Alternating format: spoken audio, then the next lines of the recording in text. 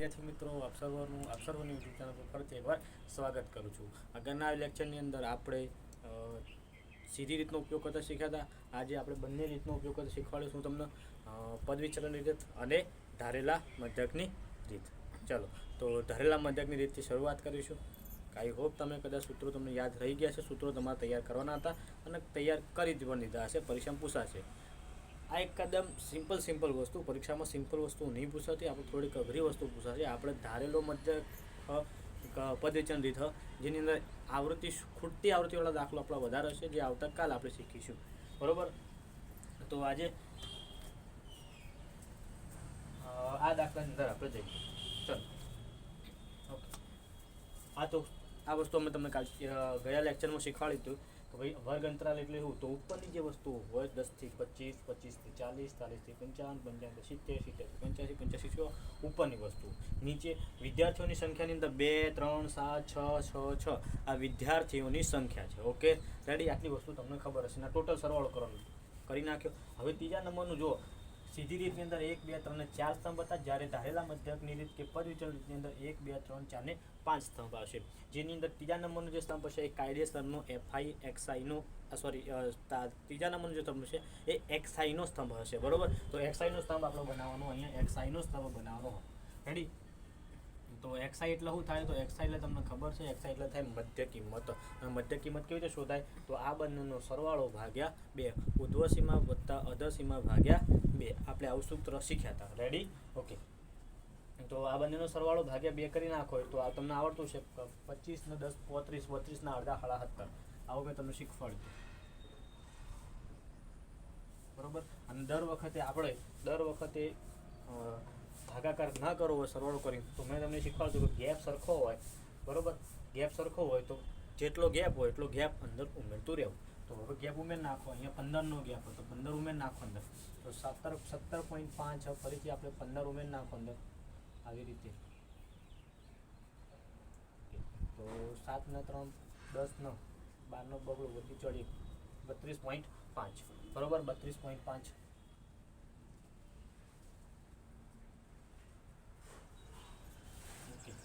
ચલો, 32.5. ફરીથી 32.5 નું 15 ઉમેર નાખો એટલે ફરીથી જવાબ આપણો આવશે 37.5. એક મિનિટ, સોરી, 47.5. 47.5 માં ફરીથી 15 ઉમેર નાખો એટલે આપણો જવાબ આવશે 7 ને 5 12. 12 નો બગડો વધી ચડી 4 ને 5 ને 6 62.5. 62.5 માં ફરીથી 15 ઉમેર નાખો એટલે ફરીથી જવાબ આપણો આવશે 77.5. 77.5. 77.5 માં ફરીથી 15 ઉમેર નાખો એટલે જવાબ આપણો 7 ને 3 12 નો બગડો વધી ચડીએ 92. 92.5. ઓકે, 92.5 તમારો જવાબ આવી ગયો. અને છેલ્લે આપણે શું કરવાનું? બરોબર થઈ ગયું આટલી વસ્તુ? ઓકે, આ આપણા થઈ ગયા XI. તમને આટલી વસ્તુ XI ની કેવી રીતે તો તમને ખબર હતી. હવે શું કરવાનું? હવે ધારેલો મધ્યક હોય કે પદ વિચલન રીત હોય, ધારેલા મધ્યકની અંદર ખાલી ને ખાલી તમારે એ ધારવાનો, અને એ એવો ધારવાનો કે કદાચ થોડો વચ્ચે હોય એવી રીતે એ ધારવાનો. બરોબર?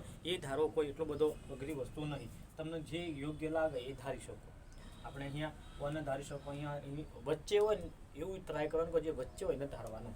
બરાબર? જેમ કે હું અહીંયા વન ધારું, તમે ગમે તેને ધારી શકો. બરાબર? તમે જેને ધારો એને ધારી શકો. અને જેને ધારો ને એની હોમન શું કરવાનું? 0 કરી દેવાનું.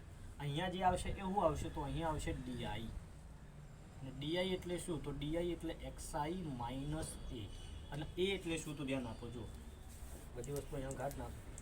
અહીંયા જો DI બરાબર સૂત્ર એવું હોય XI માઇનસ A. જે XI એટલે શું? તો XI એટલે મધ્ય કિંમત. મધ્ય કિંમત એટલે તો આ મધ્ય કિંમતો એમાંથી જે તમે કોઈ એક એ ધારો હો એ ધારેલા એને શું કરવાનું છે? બાદ કરવાનું. ધારેલો એ, આ જે વસ્તુ રહીને આપણે કહેશું એ, અને એને આપણે શું કરશું? બાદ કરશું. તો ધારેલા મધ્યક ધારેલા એનું કરવાનું થશે, બાદ કરવાનું છે. અને ધારેલા એને જ્યારે તમે બાદ કરશો, બરોબર, જ્યારે તમે બાદ કરશો એટલે તમને મળી જશે DI. તો DI બરાબર ખબર પડી જશે. DI બરાબર XI માઇનસ A. પરીક્ષામાં ઘણીવાર સૂત્ર પણ પૂછાઈ ગયું. હવે ડીઆઈ બરાબર એક્સઆઈ માઇનસ એ.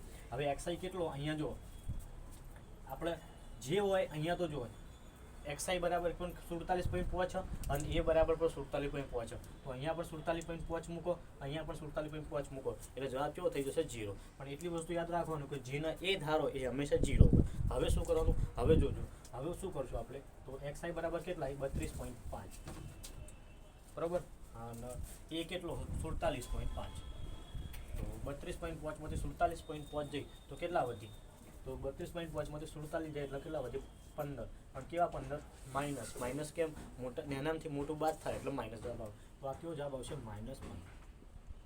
રેડી. હવે એવી રીતે 32.5 એક્સાઇટ 32.5, હવે એની જગ્યાએ 47.5 તો એમને એમ જ રહેવાનું, જોજો 47.5 એ તો એમને એમ જ રહેવાનું. હવે 17.5 એક્સાઈ કેટલો હોય 17.5, તો હવે હું કરશું 47.5 માંથી 17.5 બાદ કરો બરોબર, તો 17.5 47.5 બાદ કરો તો જવાબ તમારો આવશે 30, પણ કેવા 30 -30. આટલી વસ્તુ ખબર પડી છે. હવે આવું વારંવાર ના કરું તો કોઈ નહીં, 15 ને 30 આવે તો અહીંયા 15 હોય, આ 30 હોય, અને આ કેટલા હોય 15 તો 30, આ 45 હોય. 15 15 નો તો છે વધારો થશે, જેમ અહીંયા 15 નો ઘટાડો થઈ ગયો, જો 15 અહીંયા આપણે જે રીતે 15 નો ઘટાડો કરો તો 15 હતો ને કેમ, એવી રીતે અહીંયા 15 નો ઘટાડો કરો તો અહીંયા 15 વધારવાના, 15 પછી 15 બીજા 15 15 નો 30, 30 ના 15 માં તો 45, એટલે આ વસ્તુ કરવાની તમારી ના. રેડી. તો આ તમને ડીઆઈ પણ મળી ગયો.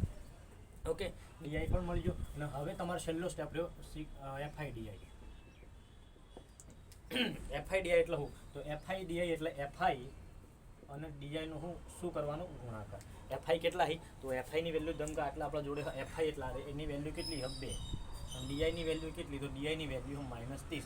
આ બંનેનું કરી દેવાનો ગુણાકાર એટલે તમને મળી જશે એફઆઈ ડીઆઈ. તો બધું મોઢે થાય એવું હોય, 30 દૂના 60 પણ કેવા 60 -60, 15 તરી 45 પણ કેવા -7 ગુણ્યા 0, કોઈ પણ સંખ્યાનો 0 અંગાત ગુણાકાર કરો એટલે જવાબ તો થઈ જશે 0. 15 સંગ 90, 30 સંગ 180, ના આવડે તો આ 0 નો 0, 3 સંગ 18 નો 8. ઓકે, 45 સંગ, તો 45 ના 3 ગુણા કરવાના થશે, 45 ના 3 ગણા કરવાના થશે, 45 ના 3 ગણા, 45 ના 6 ગણા કરવાના થાય, તો 45 ના 6 ગણા કરી નાખો 100 ચોક 24 ને 30 પહેલા બરોબર. જો આવી રીતે કરશો આપણે 45 ના 6 ગણા એટલે ગુણાકાર કરી લેવાનો, 6 5 30 ની 0 વધી ચોરી 3, 100 ચોક 24 25 26 27 270, આવી રીતે ના આવડે તો 40 ના 6 ગણા કરો એટલે 2400, અને 30 બીજા એક્સ્ટ્રા ઉમેરી નાખો એટલે 24 240 ને 30 270 થઈ જાય બરોબર.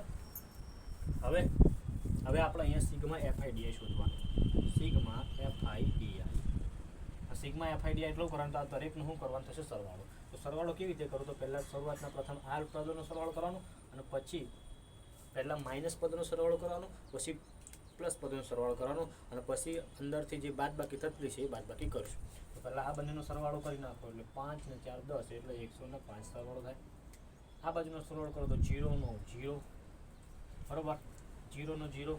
ઓકે, 9 ના 1 10, 10 ને 7 17, 9 ને 10 7 17, 17 ને 3 17 ને 3 20, 20 ને 4 24, 24 નો ચોગડો વધી ચડી 2, 2 ને 3 ને 5, 540 સરવાળો કેટલો થાય 540. હવે આ પ્લસ અને આ શું છે માઇનસ છે, આ પ્લસ અને માઇનસ છે, તો પ્લસ ઓર માઇનસ આપમાંથી આ વસ્તુ બાદ થશે, ખબર પડે ને. આ પ્લસ સંખ્યા અને માઇનસ હતો, પ્લસ ઓર માઇનસ થઈ જાય તો આમાંથી આ વસ્તુ બાદ કરવાની થશે, એટલે 540 માંથી આપણે શું કરવાનું થશે, તો 540 જે જવાબ આવે એની અંદરથી આપણે 105 નું શું કરવાનું થશે, બાદ બાકી કરવાનું થશે બરોબર. 105 ને બાદ કરી નાખો, 10 માંથી 5 એટલે 5, 3 ના 3 અને 4, તો 435 તમારો જવાબ આવશે. હવે જવાબ ધન આવશે કે ઋણ આવશે એ તમારે નક્કી કરવાનું. તો ધન આવે કે ઋણ આવે કેવી રીતે નક્કી કરશો, તો જોવાનું જે સંખ્યા મોટી હોય એ પ્રમાણે નિશાની મૂકવાની. હવે સંખ્યા પણ મોટી 540 મોટી તો જવાબ 435 ધન આવશે.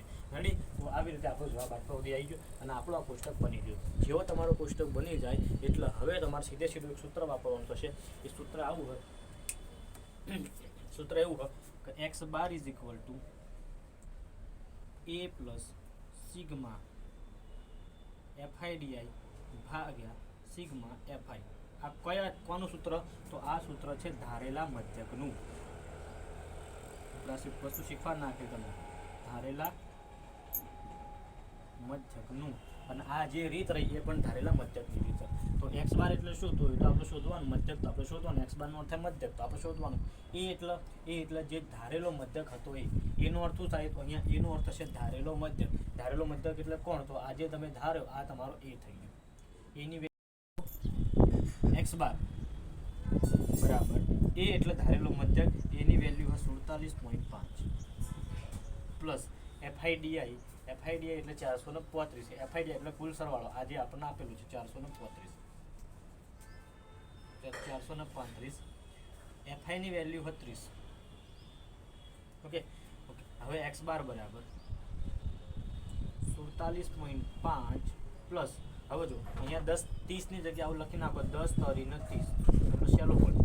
અને ઉપર 435 અને આ 3 વડે કપાતું હશે તો 435 ને 3 વડે આપણે કાપી નાખીએ. 435 ને 3 વડે કાપી નાખો, 3 એકા 3, 3 ચોક 12, એક વધ્યો ને 5, 3 પંચું ને 15, જવાબ આવશે 145. બરોબર. X bar is equal to 47.5 ભાગ્યા 145 ભાગ્યા 10. અને તમને ખબર હોય કે 10 વડે કોઈ પણ સંખ્યા ભાગવાનો હોય તો પાછળથી 1 પોઈન્ટ ખેંચી લેવો. તો 1 પોઈન્ટ ખેંચી લો એટલે જવાબ 47.5 વત્તા 14.5, અને આ બંનેનો સરવાળો કરી નાખો એટલે તમને મળી જશે એક્સ બાર.